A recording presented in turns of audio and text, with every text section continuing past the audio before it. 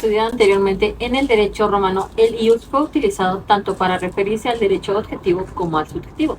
El derecho subjetivo, a su vez, se clasifica en el derecho absoluto y relativo, mientras que el derecho absoluto faculta la conducta propia y el derecho relativo faculta la conducta ajena. Ahora bien, si el derecho absoluto autoriza la conducta de su titular sobre la cosa, estamos complementando el derecho real, así como el caso del derecho de la propiedad. El derecho de propiedad es el que otorga las facultades más amplias que una persona puede tener sobre una cosa, pero también tenemos los derechos reales sobre la cosa ajena. Esto en derechos reales sobre una cosa que pertenece a otro, que es el iura in re aliena, como la servidumbre, la énfasis, la superficie, que otorgan las facultades más limitadas, y finalmente los derechos reales de garantía, esto es, prenda e hipoteca, a lo que nos faculta el tener de otra persona a pedir su posesión para garantizar el pago de una deuda anterior. Asimismo, es importante mencionar que en el derecho romano pre-Justineo no se encontró diferencia terminológica. Pictus, prenda o hipoteca son dos términos con el mismo, la diferencia es que el sonido de las palabras es diferente para designar las diferencias entre los derechos, el real y la garantía, como un desposamiento y otro, sin que se utilicen respectivamente los términos pictus contrato y pignus convenio, que fue hasta la época del bizantismo. A continuación, mis compañeros y yo, quienes conformamos el equipo 3, expondremos más a fondo lo que refiere a la garantía real de prenda. Iniciaremos con preguntas como ¿qué es prenda? ¿Por qué surge? ¿Cuáles son sus características? ¿Cuál es su objetivo? Sus causas, sus consecuencias, y en qué circunstancias podemos decir que esta está escrita. Mi nombre es Luciana y les hablaré sobre el concepto de prenda.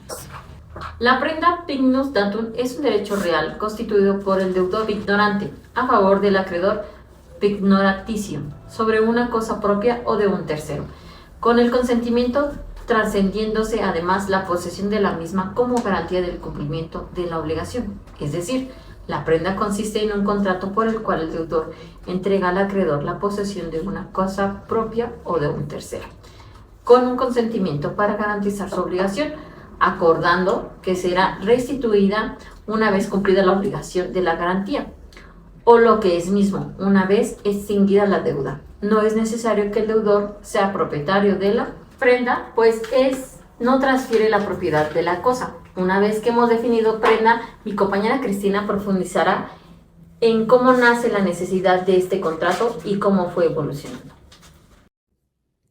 Muchas gracias, Luciana. Mi nombre es Cristina y para adentrarnos un poco más dentro de este tema, yo les voy a explicar un poco de historia y sus antecedentes. La prenda surge dentro de los sistemas sociales como un verdadero guardián ante la incertidumbre e inseguridad del cumplimiento de las obligaciones contraídas por una de las partes en un acto jurídico que persigue fines de naturaleza económica. En ese entonces existían las garantías personales y las garantías reales. Las primeras eran de mayor antigüedad, pero tenían una menor eficacia, por lo que podemos decir que la prenda y la hipoteca protegían la posición del acreedor mucho mejor que una fianza personal. Nos dice el doctor Eugenio Petit Porte que en el derecho romano originariamente el acreedor que tenía el deseo de tener una garantía real debía exigir retener la propiedad de un bien del deudor mientras ocurría el crédito o mientras estaba vigente. A esto se le llama fiducia cum creditae. O también compraba por un sestercio un objeto valioso del deudor, el cual, al cumplir su deuda, estaba obligado el acreedor a devolver el objeto por el mismo precio. También podía pactarse que el deudor ofreciera pagar la deuda más los intereses que se generaban. El contrato celebrado en estos términos no era un contrato de prenda, ya que había transmisión de propiedad sujeta a un pacto de retroventa. El efecto de tal promesa de retroventa solía introducirse en la venta por un pacto fiduciae, el cual facultaba al deudor a exigir la retroventa una vez cumplida su obligación mediante el actio fiduciae, realizándose así una operación de garantía. Sin embargo, la fiducia cum creditoe, aunque ofrecía plena garantía al acreedor, resultaba peligrosa para el deudor, ya que el acreedor, al tener la propiedad del objeto o bien, podía venderla ya sea de mala fe o por descuido, dejándole al deudor únicamente un derecho personal contra el acreedor y no un derecho real contra el objeto en cuestión. Más tarde, esta situación del deudor cambia al introducirse ahora sí la figura de la prenda posesoria, en donde ya no se transmitía la propiedad, sino únicamente la posesión. En consecuencia, el acreedor que vendiera el bien que tenía en posesión en razón de la prenda era jurídicamente ineficaz, ya que el deudor aún conservaba el derecho real de exigir a terceros que hubieran comprado el bien al acreedor. Los derechos del acreedor consistían entonces en pedir la posesión de los bienes dados en garantía al deudor, y en caso de incumplimiento, el acreedor podía vender el bien, quedándose con lo que importaba por el crédito y regresando al deudor el excedente. También podía pactarse la transmisión de la propiedad de dicho bien en caso de incumplimiento. Sin embargo, el contrato de prenda tampoco resultó perfecta, y ante diversas problemáticas que surgieron y que más adelante veremos, se empezó a concebir la idea de de tener una garantía real sin transmitir la propiedad o incluso la posesión del bien, pero otorgándole al acreedor que en caso de incumplimiento ahora sí podía exigir la entrega de este bien. Es así como nace la figura que todos conocemos ahora y que lleva el nombre griego de hipoteca. Una vez que hemos visualizado la posición histórica de la prenda dentro del derecho romano, es importante que ahora nos enfoquemos en las cualidades y problemáticas que surgieron a lo largo del tiempo que se utilizó esta figura de prenda, por lo que mi compañero Ignacio nos va a ayudar explicando cuáles son las consecuencias y cualidades o características que tiene la prenda. Tal como lo comenta Cristina, es importante que entendamos la caracterización a la figura de la prenda en el derecho romano para poder entender su naturaleza. Podemos definir que la prenda tiene las siguientes características. Es accesoría del crédito que garantiza. Si este se extingue, también se extingue la prenda. Es indivisible. Si la deuda se extingue parcialmente, la prenda subsiste para garantizar el saldo. La prenda permite garantizar obligaciones surgidas de cualquier contrato, obligaciones naturales, como así también sujetas a condición o plazo. Si bien la prenda se extingue cuando el deudor hace el pago al acreedor, el emperador Gordiano dispuso que subsistiera para garantizar otros créditos que tuviera el deudor con el mismo acreedor. Ahora bien, como lo mencionó mi compañera, al uso de la figura prendaria tiene varios efectos que analizaremos a continuación. La seguridad para el acreedor era que la cosa estaba en su poder, el deudor no podía distraerla. La protección que goza el acreedor es la siguiente. Por una parte, el indirecto, es decir, cuando el acreedor oponía o copar la cosa ignorada en caso de falta de pago, creándose a su vez un pretor llamado Servius, del Actio Serveana, que permitía al acreedor en estas circunstancias reclamar los bienes a cualquier tercero. Por otra parte, si el deudor paga, goza del Actio Ignoraticia, directa para existir la devolución de la cosa. Si el deudor no paga en el contrato de la prenda, podrían incluirse pactos convenidos, que podrían consistir en el pacto anticrético, que autoriza al acreedor a utilizar los objetos dados en la prenda renunciando a los intereses, mediante la cual el acreedor quedaba autorizado a quedarse con la cosa dada en la prenda ante el incumplimiento de la obligación. Como la utilización de este pacto dio lugar a abusos, fue prohibido en Constantino. Pactum del vendedo, autorizado al acreedor a vender el pigmus ante el incumplimiento del deudor. Primeramente, este pacto debió incluirse expresamente, pero más adelante se lo sobreentendió como el tácito. Si de la venta resultase el sobrante, debía ser devuelto al deudor si no apareciera ningún comprador. Una constitución de Alejandro Severo permitía recurrir al emperador para solicitar que otorgue el dominio de Pignus. Justiniano, fijó un procedimiento especial para este caso. Se debía proceder a intimar al deudor pasados de 2 años para que se abandonara la deuda. Luego se fijaba justamente o judicialmente en un nuevo plazo para el pago y en caso de no verificarse en el mismo o encontrarse ausente, el deudor se concedía de la propiedad de las cosas, lo cual, como ya vimos, trajo algunas controversias.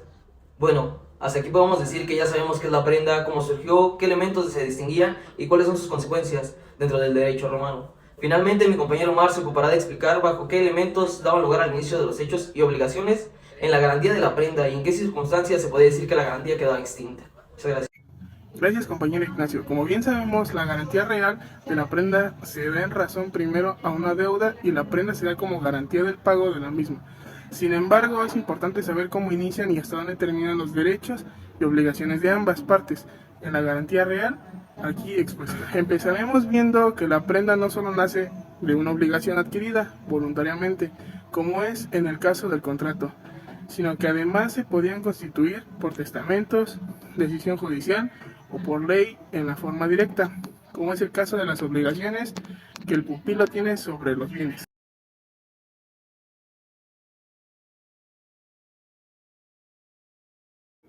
Por el pago de la deuda garantizada. Sin embargo, el pago parcial no extingue parcialmente el derecho a la garantía, ya que, como ya lo hemos visto, los derechos de prenda son individuales. Si el objeto de estos derechos se divide, no se fraccionan los mismos derechos reales de la garantía. Y por el contrario, si de la deuda en cuestión se liquida una parte, por el derecho de prenda o hipoteca subsiste en garantía del saldo de la deuda. Recordemos además que en derecho romano el derecho real de la garantía puede sobrevivir a la extinción de la deuda garantizada en caso del pingus gordianum, que no es otra cosa que una vez extinguida la prenda por el cumplimiento de la obligación garantizada, el acreedor podrá retener la posición de las cosas que le fue pignorada en garantía del cumplimiento de otra deuda del mismo deudor, por renuncia, la cual no implica la renuncia al crédito mismo. Por pérdida de la prenda, en cuyo caso la deuda garantizada conserva desde luego su validez.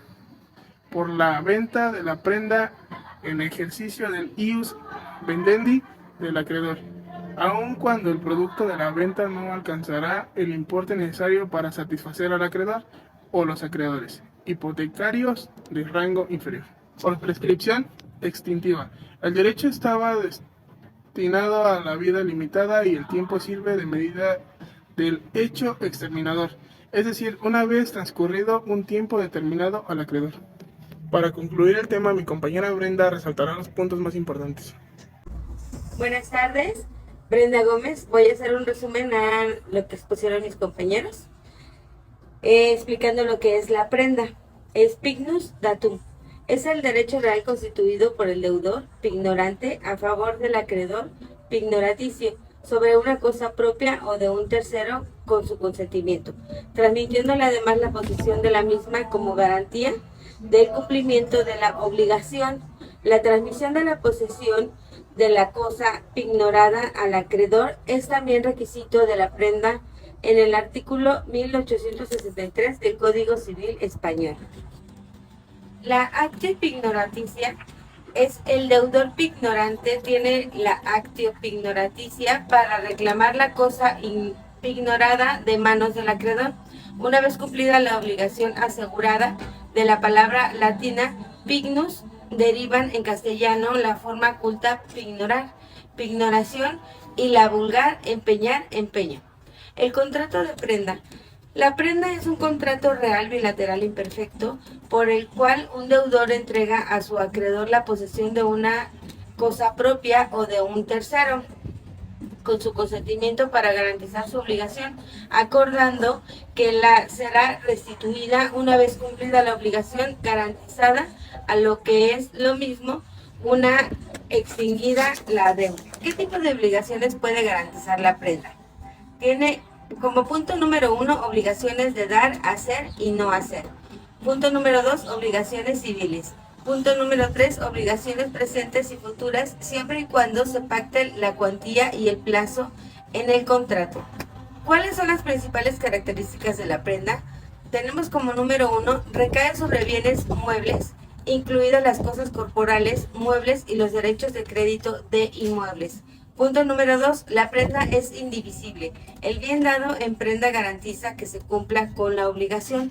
Punto número 3. Es un contrato accesorio, pues la cosa dada en prenda es garantía de la obligación principal, la que dio origen al contrato de prenda.